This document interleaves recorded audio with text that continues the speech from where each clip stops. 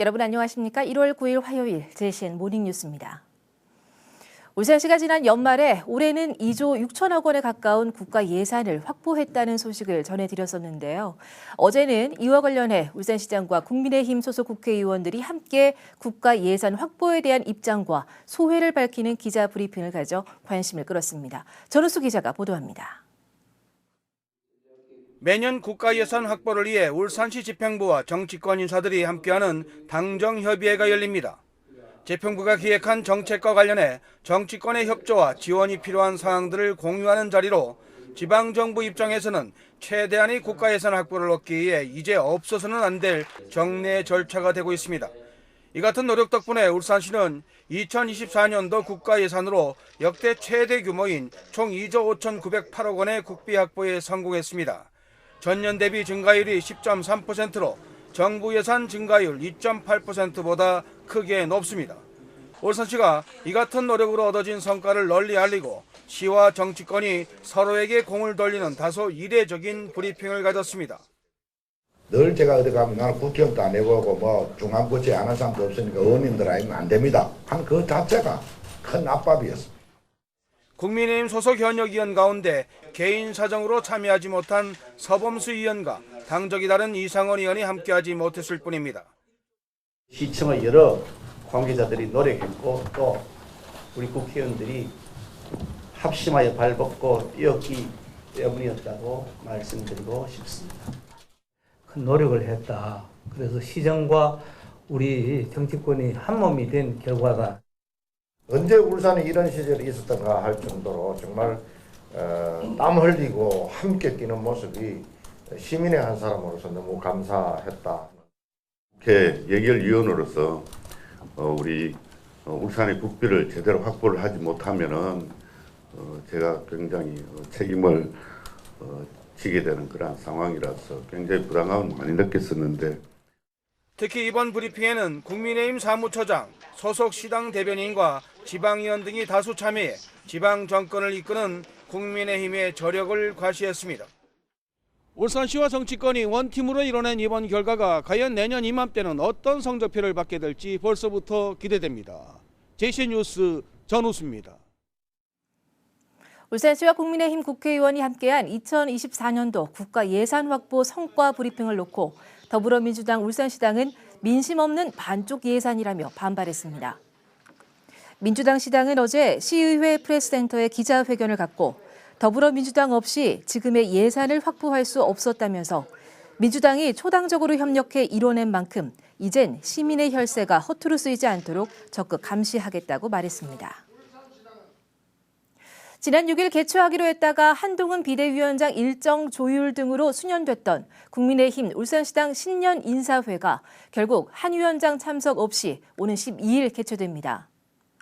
국민의힘 울산시당은 당 비대위원장실과 일정 조율을 했지만 전국 17개 시도당 신년 인사회에 모두 참석하기 어려워 부득이 한동훈 위원장 참석 없이 신년 인사회를 개최하기로 했다고 밝혔습니다.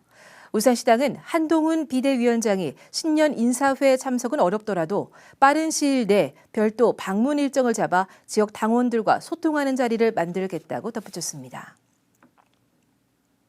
김상욱 변호사가 어제 울산시의회 프레스센터에서 기자회견을 갖고 40 총선 남구갑 출마를 공식 선언했습니다. 김 변호사는 열린 소통과 균형 잡힌 시각을 바탕으로 한미적 중도 보수의 새로운 가치를 세우기 위해 교육, 행정, 법률 등 각종 서비스 중심지인 울산 남구에서 도전하겠다며 출마 선언을 했습니다. 김 변호사는 어제 남구갑 예비 후보 등록 절차를 마쳤습니다. 이에 따라 남구갑 선거구는 이미 예비 후보로 등록한 최건, 허원욱 등 국민의힘에서만 현재 3명의 후보가 경합을 벌이고 있습니다. 지난 주말 총선을 겨냥한 울산 지역 국회의원과 출마 예정자들의 출판 기념회가 잇따랐습니다. 국민의힘 남구갑 이채익 의원은 지난 6일 문수체육관에서 의정복구회와 함께 열정의 아이콘 이채익 의원이라는 제목의 출판 기념회를 가졌습니다.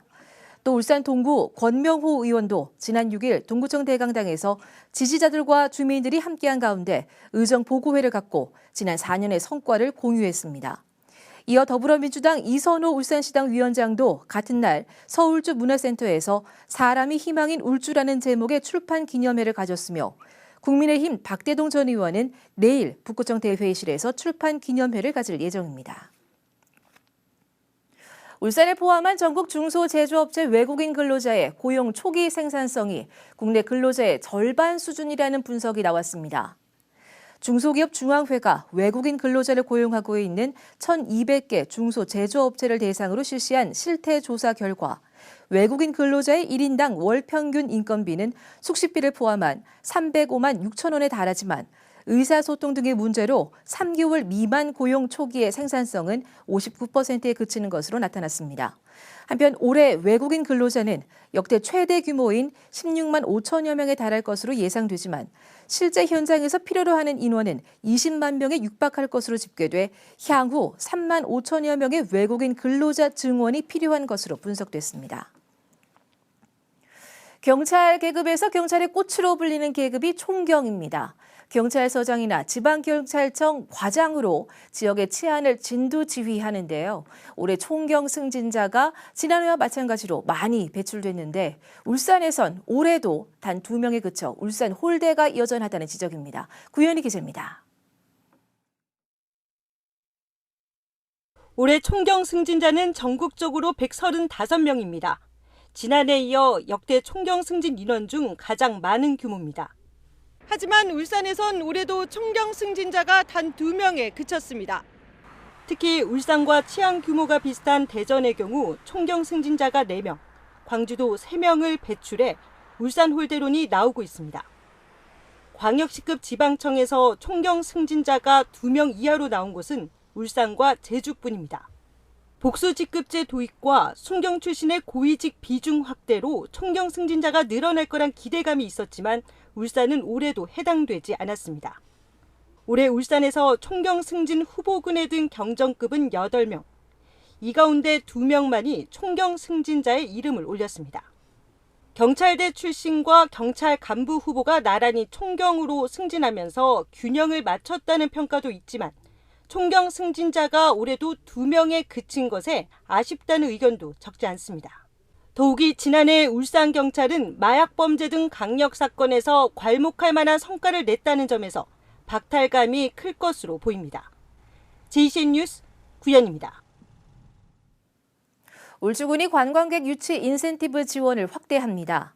지원 대상은 관광진흥법에 따른 여행업체와 전세버스 운송사업체로 숙박 관광의 경우 내국인은 10인 이상, 외국인은 4인 이상 유치해 울주군 내에서 숙박하고 관광지 3곳을 방문하면 1인당 3만 원을 지원합니다. 영남 알프스 산악관광버스 업체의 경우 조건 충족 시 버스 한 대당 30만 원을 지원합니다. 지원 희망 업체는 여행 7일 전까지 울주군 관광과에 사전 계획서와 관광 일정표 등을 제출하면 됩니다. 울산 환경운동연합 등 일부 환경단체들이 어제 울주군청 프레스센터에서 기자회견을 열고 영남 알프스 케이블카 설치 사업을 막겠다고 말했습니다. 이들은 향후 전문가 조사단을 초빙해 케이블카 상류 정류장 입지의 적격성 여부는 물론 식생과 희귀 동식물 조사에 나서고 종교단체 등과 연대해 영남 알프스 케이블카 반대 대시민 홍보전을 강화하겠다고 말했습니다. 한편 이들 단체는 회원들의 반대에도 영남 알프스 케이블카 사업자와 일본 견학에 동행한 단체 대표 2명을 물러나게 한 뒤 새 지도부를 구성했으며 이에 전임 대표 1명이 어제 기자회견에서 새 지도부 구성에 항의하는 시위를 벌이기도 했습니다. 울산시가 365일 불법 광고물 없는 청정도시 구축을 위해 올 한 해 동안 구군과 함께 대대적인 합동 점검에 나섭니다. 울산시는 올해부터 불법 광고물 합동 점검 계획을 수립해 상습 위반 행위에 대해서는 자동 경고 시스템 등록과 함께 전량 과태료를 부과하고 상습적이고 다량 위반 행위자와 음란 퇴폐적 내용 그리고 사행시를 부추기는 광고는 고발 조치를 확대해 나간다는 방침입니다. 한편 지난해 3월부터 울산시가 운영하고 있는 합동정비반의 불법 현수막 정비 실적은 15,862건으로 월 평균 1,586건입니다. 울산시 교육청이 지난해 교육비 특별회계 재정 집행 목표를 초과 달성해 3년 연속 성과급 50억 원을 확보했습니다. 교육청은 지난해 교육부 재정집행 목표보다 272억 원 많은 2조 1,384억 원을 집행해 교육부 목표인 95%보다 높은 96.2%의 재정 집행률을 달성했습니다. 교육청은 울산교육재정집행관리점검단을 주 단위로 운영하고 지역경제 활성화를 위한 선결제 등을 적극 활용해 신속 집행을 독려한 결과라고 설명했습니다. 현대차그룹은 오늘부터 12일까지 미국 라스베이거스 일대에서 개최되는 2024 국제전자제품 박람회 약칭 CES 2024에 현대차와 기아, 현대모비스 등 그룹 5개 기업이 역대 최대 규모의 전시 공간을 마련해 참가한다고 밝혔습니다. 이는 현대차그룹이 2009년 처음으로 CES에 참가한 이래 역대 최대 규모의 전시로 현대차그룹 전시 공간의 전체 면적은 국제경기 규격의 축구장 크기와 맞먹습니다. 현대차그룹은 이번 전시에서 수소와 소프트웨어 등 주력 모빌리티 사업뿐만 아니라 미래 항공 모빌리티로 대표되는 그룹 신사업까지 다양한 분야의 미래 청사진을 선보일 예정입니다. 울산 지역 곳곳에는 학생들이 체험 교육을 진행할 수 있는 체험 시설이 들어서 있는데요. 울산시 5개 구군 중 동구 지역에만 이런 체험 시설이 단 한 군데도 없습니다. 울산시 교육청이 올해 동구에 복합 체험 시설을 신설하기로 했습니다. 박여근 기자가 보도합니다. 학생들이 다양한 체험시설을 통해 신재생에너지와 기후위기 등에 대해 배우고 있습니다. 학생을 대상으로 체험교육을 진행할 수 있는 이런 체험시설은 울산 지역 곳곳에 들어서 있습니다. 중구엔 학생교육문화회관, 남구엔 울산과학관, 북구엔 수학문화관 등 각 구군별로 학생을 대상으로 한 체험시설이 하나 이상 들어서 있지만 동구엔 단 한 곳도 없습니다. 천창수 교육감은 지난 3일 신년 기자회견에서 올해 동구 지역 복합체험시설 조성 계획을 밝히기도 했는데 시교육청이 시설 조성을 위한 부지 매입과 콘텐츠 발굴 작업에 들어간 걸로 나타났습니다. 복합체험시설에 들어서는 콘텐츠로는 수학과학 체험교육과 목공 요리 등 만들기 체험교육, 동구 지역 특색을 반영한 해양환경 체험교육 등이 현재 논의되고 있습니다. 관건은 부지 매입입니다. 교육청은 폐업한 동구 지역 웨딩홀 부지 매입을 검토 중인데 이곳을 복합체험시설로 리모델링하게 되면 연면적 7,000제곱미터의 체험시설을 내년부터 사용할 수 있을 걸로 예상되고 있습니다. 웨딩홀 부지 매입이 무산될 경우 차선책으로 과학대 옆 대송공원 부지를 활용해 복합체험시설을 신축할 계획입니다. 하지만 이 경우 리모델링이 아닌 기반 조성 작업부터 시작해야 하기 때문에 개관까진 적어도 5년이 걸리고 예산 문제로 시설 규모도 줄 걸로 예상되고 있습니다. 시설 조성을 위해선 199억 원의 추경 예산이 필요할 걸로 추산되고 있는데 다행히 시의회에선 교육청의 취지에 공감하는 입장입니다. 구군별 균형적인 체험시설 구축을 위해서 반드시 필요하고요. 지역 주민들과 함께하는 교육 공간이 마련되어서 동구 학생들의 학습권이 하루빨리 보장되었으면 좋겠습니다. 교육청은 다음 달까지 교사와 장학사들의 의견을 모아 콘텐츠를 확정해 기본계획 구상을 마치고 오는 4월 시설 조성 예산을 반영한 울산시 교육청 첫 추경안을 시의회에 제출할 계획입니다. JCN 뉴스 박영훈입니다.